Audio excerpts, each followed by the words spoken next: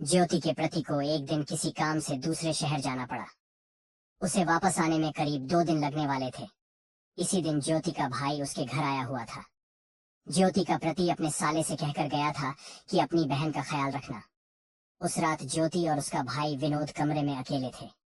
युवती ने अपने आई से कहा कि तुम एक क्रॉस करो, मुझे रात को अकेले में डर लगता है, तुम आज रात मेरे साथ ही सो जाओ। ज्योति का भाई 15 साल का था। ज्योति उसे बच्चा समझ रही थी, पर उसे क्या पता था उसका भाई अब बड़ा हो गया है।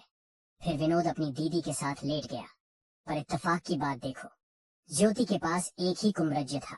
रात में होने वाली सर्दी से बचने के लिए उन दोनों को एक ही कंबल में आना पड़ेगा। विनोद अपनी बहन के साथ सोने की आधी डरात के बाद विनोद ने जो अपनी बहन के साथ किया, उसे जानकर तो आपके रोंगटे खड़े हो जाएंगे।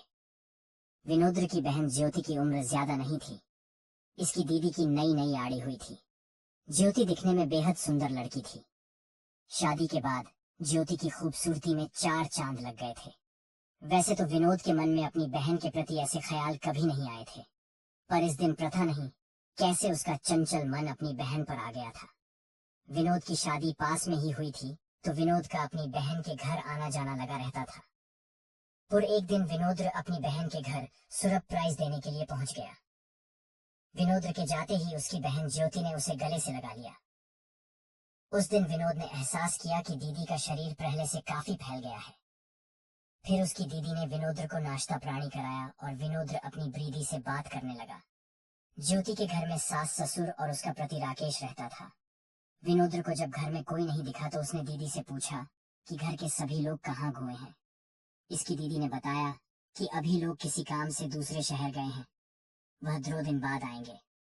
डरात के 9:15 बजे विनोद ने अपनी बहन के साथ खाना खाया। खाना खाने के बाद विनोद अपनी बहन के कमरे में टीवी देखने लगा। पूरे घर में बस वही 2 लोग थे। अब तक उन दोनों में सम्मान था। किसी प्रकार का ग्रजनत खुसाल विनोद के अंदर नहीं था। फिर वे दोनों लगभग 11 बजे सोने की तैयारी करने लगे। ज्योति के घर में ज्यादा खुसरे नहीं थे, उसके पास बस वही एक कमरा था। इस वजह से ज्योति ने अपने भाई से कहा कि विनोद आज तुम मेरे साथ मेरे कमरे में लेट जाओ। विनोद ने भी कह दिया, हाँ दीदी ठीक है। फिर वह अपनी दीदी के साथ बिस्तर पर लेट गया। ज्योति का बेडू ज्यादा बड़ा नहीं था, उसका सिंगल बेडू था, पर फिर भी विनोद इस बेडू के एक किनारे लेट गया। रात के 2 बजे विनोद की आंख खुली तो उसने देखा उसकी दीदी उससे चिपक कर सो रही है और उसके कपड़े भी बिखरे हुए थे और ऊपर के बटन भी खुले थे।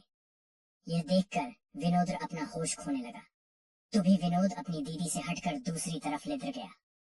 कुछ देर बाद विनोद की आंख खुल गई तो देखा विनोद एक किनारे लेटा है, कहीं गिर न जाए। इस वजह से ज्योति ने विनोद को पकड़ू कर अपनी तरफ खींचकर फिर से चिपका लिया। बहन के ऐसा करते ही विनोद ने अपना आपा खो दिया और बहन के साथ उस रात वो किया जो कोई भी भाई अपनी बहन के साथ नहीं करेगा। दोस्तों, आपको हमारी कहानी कैसी लगी कमेंट में जरूर बताएं, और अगली कहानी किसकी सुनना चाहते हो ये भी बताएं। और ऐसी ही मजेदार कहानियां सुनने के लिए हमारे चैनल को सब्सक्राइब करना ना